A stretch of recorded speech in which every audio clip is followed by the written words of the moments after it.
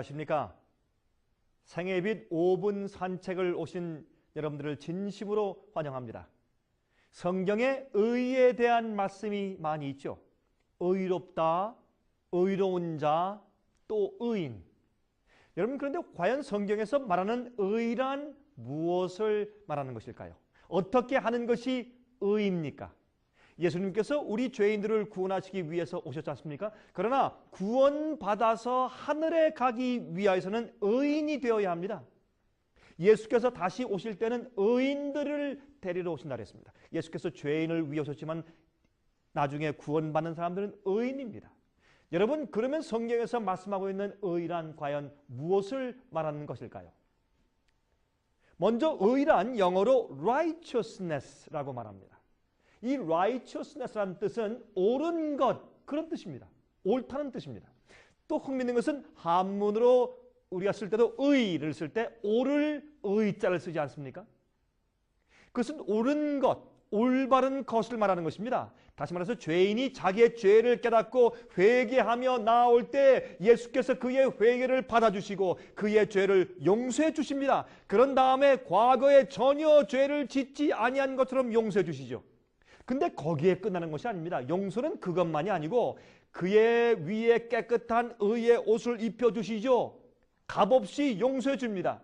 우리가 회개하며 우리 죄를 인정하기만 하면 그렇게 하십니다. 그러나 거기에는 한 가지 조건이 있습니다.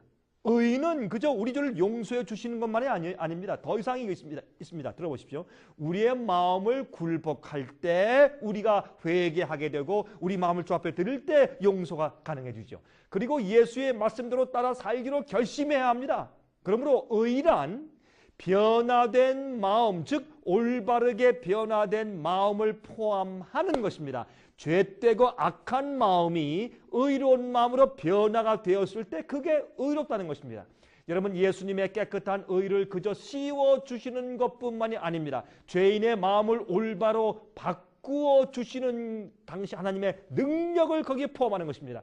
의인은 옳다는 것입니다. 그 죄인의 말씀이 회개하고 죄인의 마음이 회개하고 바뀌어져서 옳게 되었다는 뜻입니다. 죄인의 나쁜 마음이 그냥 그대로 있는 상태에서 의롭다고 칭해 주시면 하나님은 거짓말 하시는 자가 되지 않겠습니까?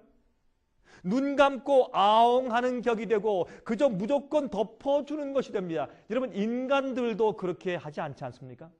하나님께서 덮어주신 의의 옷을 들추어 볼 때 아직 그 속에 더러운 마음 그대로 있다면 그것은 진짜 의가 아닙니다. 그것은 눈 감고 아웅하는 것입니다. 의로운 척하는 것입니다.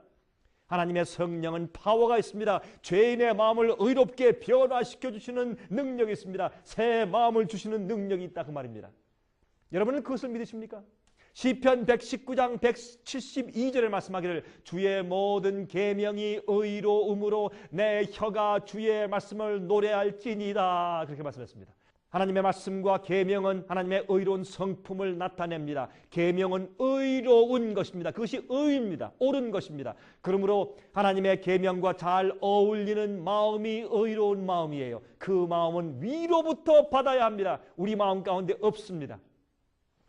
하나님의 뜻에 맞는 마음을 받은 자가 의롭게 된 자입니다. 예수께로부터 의의 옷을 입은 자는 하나님의 뜻대로 사는 자입니다. 그래서 마태복음 7장 21절에 말씀하기를 나더러 주여 주여 하는 자마다 천국에 다 들어갈 것이 아니요 다만 하늘에 계신 내 아버지의 뜻대로 행하는 자라야 들어갈 것이라고 했습니다. 여러분이시여, 하나님 아버지의 뜻을 이해하십니까? 의로운 삶이 무엇인지 아십니까? 저희가 만든 성경 연구들 여러분 신청해서 성경을 공부하십시오. 성경을 주제별로 공부해서 말씀의 의를 경험하십시오. 의를 이해하십시오. 여러분, 성령의 감동으로 마음속에 성령이 채워질 때 사랑이 들어오고 의로운 마음이 들어옵니다. 그런 사람들이 의롭게 되는 것입니다. 제가 다음 시간 다시 뵙겠습니다.